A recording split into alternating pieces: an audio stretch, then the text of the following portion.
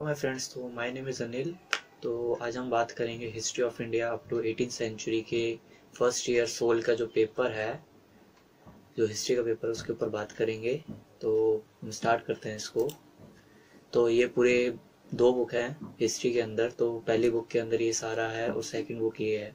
तो बहुत बड़ा सिलेबस है और अक्सर बच्चे इसमें फेल बहुत होते हैं। इस वजह से इस पर वीडियो बनाना बहुत ज़रूरी है, इसलिए तो हम इस पर बात करेंगे। तो इसको रेड इंडिकेट कर रखा है कि अभी हम ये एक एक करके देखेंगे। आप यहाँ पर रेड इंडिकेट है ये पे, इस पे सेकंड बुक को हम बिल्कुल बाद में देखेंगे। तो फर्स्ट आज हमारा टॉपिक है इतिहास लेखन की प्रवृत्ति और स्रोतों का सर्वेक्षण।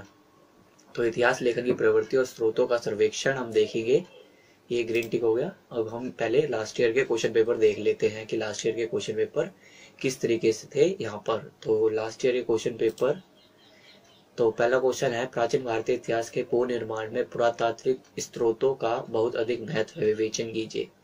जो पुरातात्विक स्रोत है, आर्कोलॉजिकल सोर्सेज है, उनका क्या महत्व है उसके बारे में बताना है। अगला क्वेश्चन है, प्राचीन भारतीय इतिहास के पुनर्निर्माण हेतु पुरातत्व के महत्व का मूल्यांकन कीजिए। अब यहाँ पर दोनों में डिफरेंस ये है कि यहाँ पर आर्कोलॉजिकल सोर्सेस के बारे में बात करी गई है और यहाँ पर आर्कोलॉजी के बारे में बात करी है। वहां पर पुरातात्विक सोर्सेस के बारे में बात करी गई है और स्रोतों के बारे में बात करी है और नीचे पुरातत्व के बारे में बात करी है। तो ये डिफरेंस पकड़ने में अक्सर गलती हो जाती है, जिस वजह से जो आंसर लिख भी रहे होते हैं सही होते हुए भी वो गलत हो जाता है।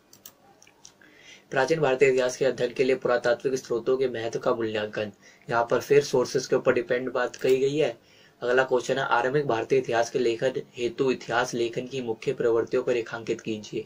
ये जो ट्रेंड है, जो चेंज हुआ है राइटिंग करने का, जो ब्रिटिश आया उसके बाद से, उसके ट्रेंड के बारे में हम देखेंगे किस तरीके से उनने इतिहास लिखने की स्टार्टिंग करी। और ये लास्ट क्वेश्चन है, प्राचीन भारतीय इतिहास के अध्ययन हेतु साहित्यिक स्रोतों के महत्व की व्याख्या के बारे में बताइए। तो साहित्यिक स्रोत क्या होता है, लिटरेरी सोर्सेज क्या होता है, उसके बारे में हम देखेंगे। तो ये सब हो गया। तो अब हम पहले लेआउट देख लेते हैं इस लेक्चर के अंदर किस तरीके से होगा। पहले हम पुरातत्व के बारे में पढ़ेंगे, उसके बाद हम पढ़ेंगे प्राचीन भारतीय इतिहास के स्रोतों के बारे में। स्रोतों के बारे में पढ़ने के बाद उसकी सीमाओं के बारे में पढ़ेंगे, क्योंकि इसकी भी लिमिटेशन होती है, लिटरेरी सोर्सेज की भी कुछ लिमिटेशन है, उसके बारे में बात करेंगे। और उसके बाद इतिहास लेखन की प्रवृत्तियों के बारे में बात करेंगे। तो ये होने के बाद फिर व्हाट इज द आर्कोलॉजी, हम देखते हैं कि क्या होती है आर्कोलॉजी। तो the study of human history and pre history through the excavation of the site, the analyse of artifacts and other physical remains is called archaeological. जो खोद के निकाला जाता है पुराने चीजों को, प्री हिस्ट्री की चीजों को एक्सकवेशन के थ्रू जो आर्टिफैक्ट्स मिलते हैं या फिजिकल रिमेन्स मिलते हैं, हड्डियां वगैरह मिलती है, उनको हम पुरातत्व से जोड़ सकते हैं। अब पुरातात्विक सोर्सेज क्या होते हैं, पुरातात्विक सोर्सेज होते हैं archaeology of the, or archaeology is the study of human activity through the recovery and analysis of material culture. The archaeology record consists of artifacts, architecture, monuments, महल वगैरह, बायोफैक्ट्स, जीवाश्म जो हमारे शरीर में जो मतलब मरे हुए लोगों की हड्डियां वगैरह, इकोफैक्ट्स जो पेड़ पौधे उनके साथ मिले हैं पड़े हुए, और कल्चरल लैंडस्केप्स के बारे में। तो इन सबों को हम आर्कोलॉजिकल सोर्सेज से जोड़ के देख सकते हैं। ये हिंदी में है, साइटों के उत्थान और कलाकृतियों और अन्य भौतिक अवशेषों के विश्लेषण के अध्ययन से मानव इतिहास और प्रागैतिक इतिहास का अध्ययन पुरातत्व है। ये उसकी डेफिनेशन है। और इसी तरीके से जब हम पूरा सोर्सेस जो हम उसके अध्ययन करने के बाद जो हमें आर्टिफैक्ट्स एंड आर्किटेक्चर स्ट्रक्चर मिलते हैं, उन सबों को हम सोर्सेस के रूप में देख सकते हैं। भारतीय इतिहास के स्रोत, भारतीय इतिहास के स्रोत इस तरीके से डिवाइड कर रखे हैं, ठीक है। तो इसमें पुरातात्विक स्रोत है, साहित्यिक स्रोत और विदेशी विवरण है। तो पुरातात्विक स्रोत कैसे, पुरातात्विक स्रोत को हम जब उसको लेके आते हैं वापिस लैब्स के अंदर लेके आते हैं, तो हम उसको गहराई से उसकी बनावट के बारे में देखते हैं, उसके अंदर कौन से केमिकल्स है उसके बारे में देखते हैं, और सी और कार्बन 14 का इस्तेमाल करते हैं। उससे हम उसकी डेट के बारे में पता लगाते हैं, उसकी मेजरमेंट करते हैं कि जैसे कोई चक्की वगैरह मिली है तो उसका साइज क्या है, उसकी डेप्थ क्या है, इसके बारे में हम देखते हैं। साहित्यिक स्रोत और विदेशी स्रोत वह सोर्सेज होते हैं जिसके अंदर रिटर्न में होते हैं, यूजुअली रिटर्न में देखे जाते हैं। साहित्यिक स्रोत में हम रिटर्न देखें, विदेशी वितरांत में भी हम इसको रिटर्न में देखते हैं। तो ये कुछ बुक्स टाइप्स के होते हैं, इनको पढ़ा जा सकता है, मगर इनकी भी कोई लिमिटेशन होती है, जिसके बारे में बात करेंगे। तो प्रातःवैदिक स्रोत के अंदर हम अभिलेख, सिक्के, मुद्रा व पूरक अवशेष अर्थात आभूषण, उपकरण व स्मारक के बारे में पढ़ते हैं। संस्कृत भाषा का सबसे प्राचीन अभिलेख रुद्रमान के जूनागढ़ गुजरात में देखा गया है। तो समुद्रगुप्त की प्रयाग प्रशस्ति के बारे में, हर्षवर्धन के पुलकेश्वर द्वितीय के हार का वर्णन एलोरा प्रशस्ति में मिलता है। स्कंदगुप्त के समय हूणों के आक्रमण का स्कंदगुप्त की जानकारी भीतरी अभी, इसका मतलब टोटली ये है कि इसको आप रीड कर ले, उसके बाद इसकी पीपीटी मिल जाएगी लिंक डिस्क्रिप्शन में। तब इतना सारे से ये कहने का मतलब है कि जब क्वेश्चन आता है कि उसका महत्व क्या है, तो महत्व ये नहीं है कि ये सब लिख दिया उसके बाद हमें उससे क्या जानकारी मिली। अगर युद्ध हुआ है तो उसके बारे में हमें उस अभिलेख से जानकारी मिली, उस पर लिखा हुआ है। अगर राजा किसी ब्राह्मण को कुछ दान देता है तो वो भी उस अभिलेख पे लिखवाता है, इससे हमें ये पता चलता है कि दान व्यवस्था भी चलती थी। शादी विवाह के बारे में भी वो लिखवाता है, तो व्यवहार में शादी विवाह भी था। रानियों के बारे में लिखवाता, दान के बारे में लिखवाता, युद्धों के बारे में लिखवाता, अपने बारे में लिखवाता। तो इससे ये पता चलता है कि उस समय के समाज कैसा था। तो ये अभिलेख है, कुछ इनको अभिलेख कहते हैं। कुछ छोटे होते हैं, कुछ लोहे पे होते हैं, कुछ बड़े, बहुत बड़े होते हैं, इस तरीके से होते हैं। भारत के अब सिक्के, सिक्के से क्या पता लगता। भारत के प्राचीन सिक्के आहत सिक्के कहलाते हैं। ये ठाप मारकर बनाए जाते हैं, इसलिए इन्हें आहत सिक्के कहा जाता है। भारत में सर्वप्रथम सिक्के चांदी के प्राप्त हैं। उल्लेखनीय है कि चांदी का तत्सम रूप है और इसलिए मौर्य काल में सिक्के की निगरानी रखने वाले अधिकारियों को रूप दर्शक और वर्तमान में यह सिक्के रुपए कहलाए। मतलब ये था कि चांदी उस टाइम पर बहुमूल्य हुआ करती थी, इस वजह से वहां पर चांदी का प्रचलन हुआ। अब चांदी का प्रयोग लोग उसको तोड़ मरोड़ के अपने आभूषण ना बनाए, इसलिए वहां पर उसके अधिकारी बनाए गए। इस तरीके से भी आप देख सकते हैं। समुद्रगुप्त ने अपने सिक्कों पर अश्वमेघ प्रक्रम के बारे में, अश्वमेघ एक तरह से यज्ञ होता है उसके बारे में, उसको भ्रमण के बारे में, उसके बारे में लिखा है। मोहम्मद गोरी ने लक्ष्मी जी की वहां पर उसमें मूर्ति बनवाई।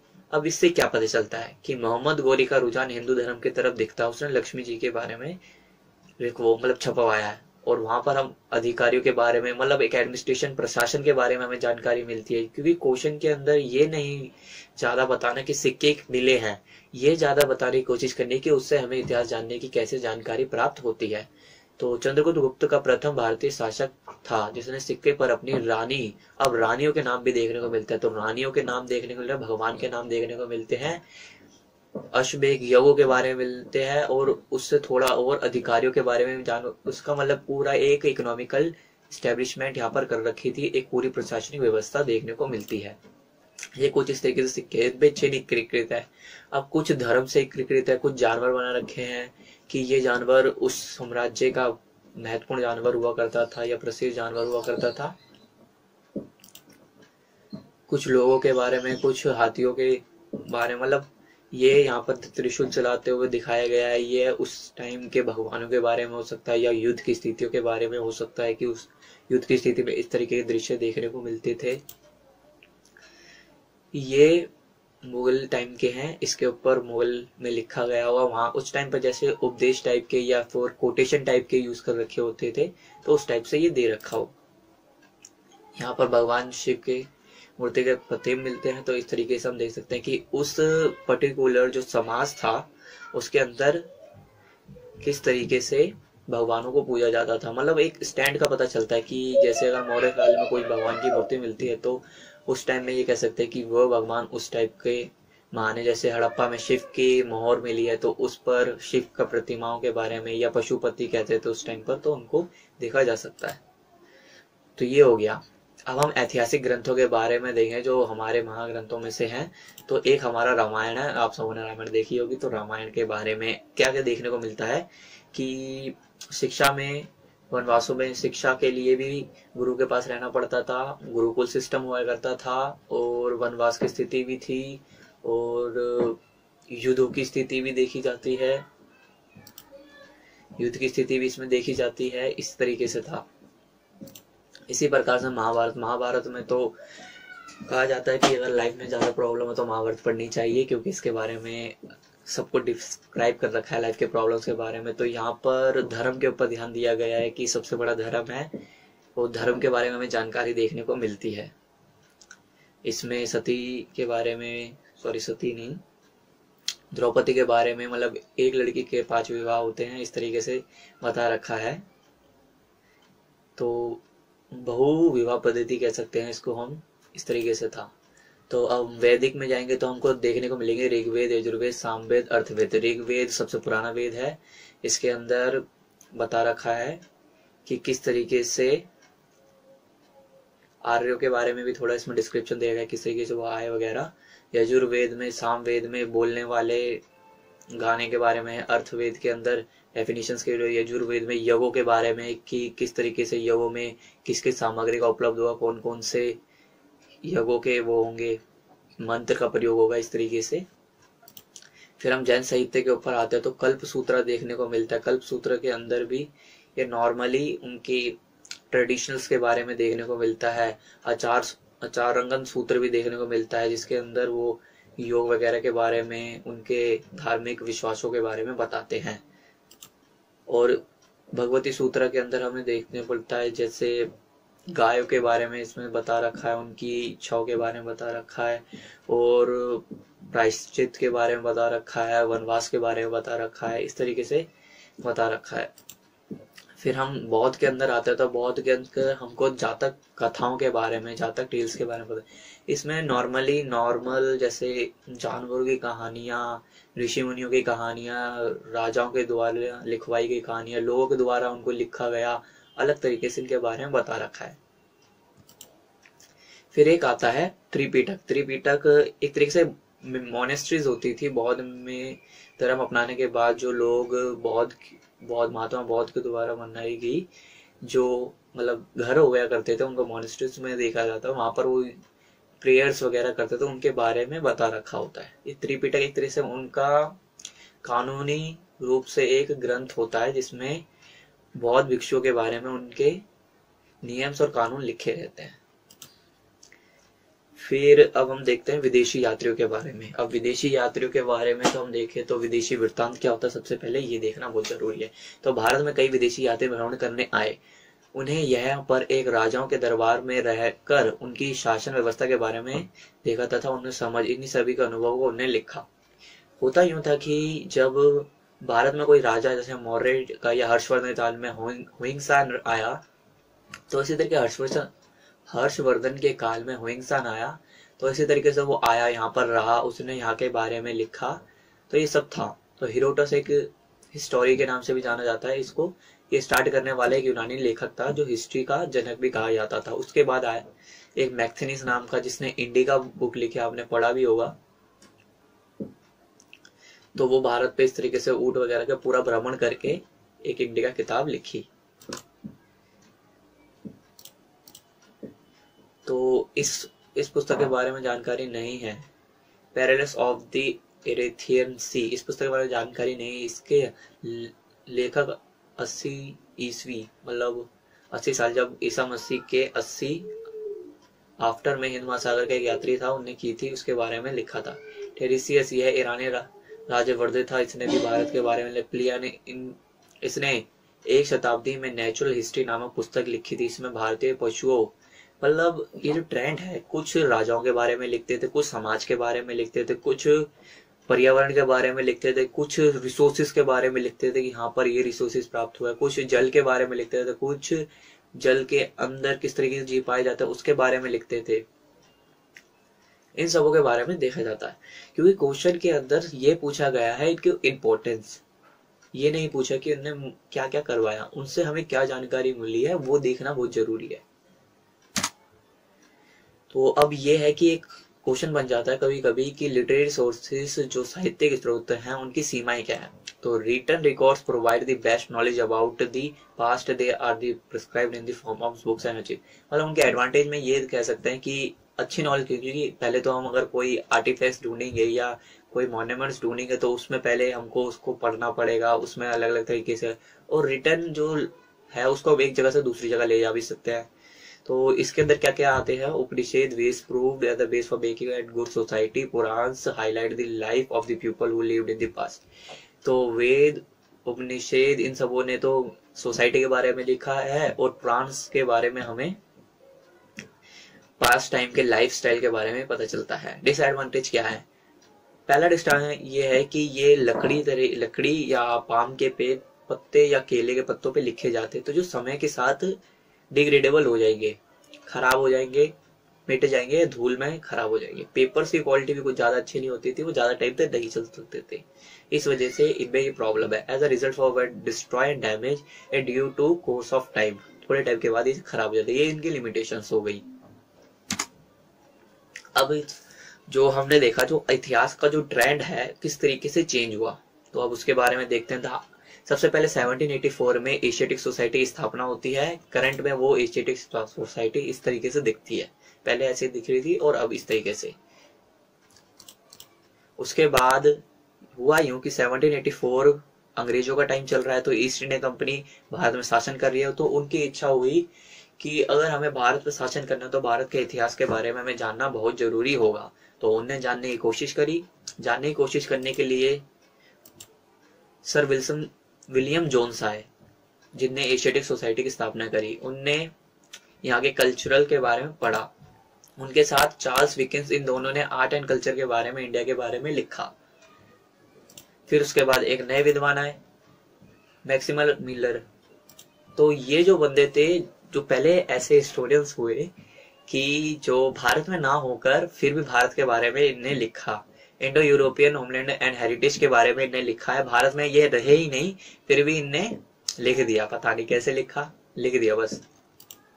फिर इन सबों का एक तर्क था कि इंडिया के बारे में इनकी क्या थी, अनचेंजिंग इंडियन विलेज कम्युनिटीज। इनने बताया कि इंडिया के अंदर कोई चेंजिंग कम्युनिटी हमने नहीं देखी गई। India as a country of philosophers but at the same time believe that in India in mind lack. India में ये कहा है कि ये दार्शनिकों का देश है, मगर ये बुद्धिमत्ता में आधा है, कम है, इसमें बुद्धिमान नहीं है। मतलब दार्शनिक तो है, मगर उसके बाद दर्शन को पढ़ने के बाद भी अंधविश्वास में ज्यादा विश्वास करते हैं। फिर आए चार्ल्स ग्रांट, ये दूसरे टाइप के थे, इनको ऊपर की बात अच्छी नहीं लगी। फिर आए जेम्स मिल, ये एक उद्योगपति थे और हिस्टोरियन भी थे, जेम्स मिल। फिर चार्ल्स ग्रांट और जेम्स मिल उद्योगपति थे, नॉट शेयर दी आर्मी, मतलब जो ऊपर के जो बंदे थे उनके बारे में इनको कुछ नहीं, मतलब जैसे कहते हैं ना, विद्रोही हो गए एक तरह से, ये उनने ये कहा। फिर इनने जो कहा, the describe Indian society as a progressive and stringent, sorry, they describe Indian society as a progressive and stringent। इनने भी अब प्रोग्रेसिव के बारे में, इंडिया के बारे में बताया। ये इस तरीके से आए। फिर एक और बंदे आए, ए स्मिथ आए, इनने history, the earlier history of India के बारे में लिखा। ये उनकी पुस्तक है, 3rd एडिशन के बाद। इन्हें उनके बारे में लिखा 600 BC टू भारतन कॉन्स्टिट्यूशन के बारे में। फिर इंडियन स्कॉलर्स में इन सबों के नाम है RL मित्रा, JB भगवती। इनका ये था कि आर्योस के बारे में इन्हें बात किया। उनके बाद मानव में उनको रखा। उनको मतलब आर्योस को ना, उनने आज के मानव की तरह डेवलपमेंट के बारे में नहीं, उनको नॉर्मली आदिवासियों के हिस्ट्री में जब अगर पढ़ेंगे ध्यान से, तो मानव का भी डिस्क्राइब अलग से कर रखा है। अगर पास्ट हिस्ट्री पढ़ रहे हो तो मानव के रूप में जो वर्ड इस्तेमाल किया जा रहा है, तो वो उस मानव के बात करा जो सिर्फ खा पी सकता है, चल सकता है, उसको नॉलेज ज्यादा नहीं है, उसके बारे में बात करी गई। फिर बुक्स भी कई लिखी गई। इस तरीके से ये इंडियन सोसाइटी कल्चर के बारे में बात करी गई। और इससे ट्रेंड पता चलता है कि पहले एशियाटिक सोसाइटी बनी, फिर विलियम जोन्स आए, विलियम जोन्स के बाद चार्ल्स विकिंस आए, उनने बताया आर्ट एंड कल्चर के बारे में। फिर मैक्सिमम मिलर आए, उनने भी बताया। फिर ये सब चार्ल्स ग्रांट, ये सब आते गए, उन्हें इस तरीके से बताते गए। तो अभी क्वेश्चन को पहले ध्यान से देख लिया जाए। प्राचीन भारतीय इतिहास के पुनर्निर्माण में पुरातात्विक सोर्स क्या है, आर्कियोलॉजिकल सोर्स क्या है। जो भी आर्कियोलॉजिकल सोर्सेज में जो भी पुरातात्विक वस्तु, सिक्के, अभिलेख, मनके, मूर्तियां, ये सब जो भी मिले, उनके स्रोत का बहुत अधिक महत्व है। अब इनका महत्व कैसा है? मूर्तियों से हमें धर्म के बारे में, सिक्कों से हमें एडमिनिस्ट्रेशन और इकोनॉमी के बारे में, और अभिलेख से हमें दान के बारे में और एरिया के बारे में पता चलता है कि कहाँ पर कितनी दूर तक साम्राज्य फैला होगा। इस तरीके से इनकी विवेचना की जा सकती है। प्राचीन भारतीय इतिहास के पुनर्निर्माण हेतु पुरातत्व के महत्व का मूल्यांकन कीजिए। अब आर्कियोलॉजी का महत्व क्यों है? अगर हम ये सिक्के वगैरह इन सभी खोज नहीं कर पाएंगे तो न ही हम इतिहास जान पाएंगे और हमारे बारे में, मतलब हमारे से पहले क्या हो चुका उसके बारे में हमें जानकारी नहीं मिल सकती। तो पुरातत्व ये हम ऐसी सब्जेक्ट है जो हमें पुरानी हिस्ट्री के बारे में याद करवाता है। पुरातत्व के अंदर अंडर वाटर आर्कोलॉजी भी होती है, जिसके अंदर जमीन के अंदर जाके आर्टिफैक्ट्स को निकाला जाता है, समुद्र के अंदर जाके आर्टिफैक्ट्स को निकाला जाता है। इसके अंदर खनन भी होता है, खोदना भी होता है, 2-3 तरीके से मेजरमेंटिंग होती है, हर चीज के बारे में इसमें पता चलता है। साउथ के कई मंदिर जो पहाड़ों को बिल्कुल दबे हुए थे बीच में, उनको निकाला जा चुका है, जो मतलब मिट्टी से वक्त के साथ उनको दब गया तो उनको आर्कोलॉजिकल के द्वारा निकाला गया। इसका एक अलग से डिपार्टमेंट है, आर्कोलॉजिकल सर्वे ऑफ इंडिया है, ASI, जो भारत सरकार के अधीन है। अगर आप कहीं भी जाते हो मॉन्यूमेंट्स देखने जाते तो वहां पर एक बोर्ड लगा होगा, अगर वो भारत सरकार के अंदर है तो आर्कोलॉजिकल सर्वे ऑफ इंडिया इसके बारे में है। तो इससे हमें एशियन हिस्ट्री के बारे में जानकारी मिलती है। अब एक अगला क्वेश्चन है, प्राचीन भारतीय इतिहास के अध्ययन के लिए पुरातत्व स्त्रोतों के मूल्यांकन का महत्व का मूल्यांकन है। सोर्सेस के बारे में बताना है किस तरीके से वो महत्वपूर्ण है।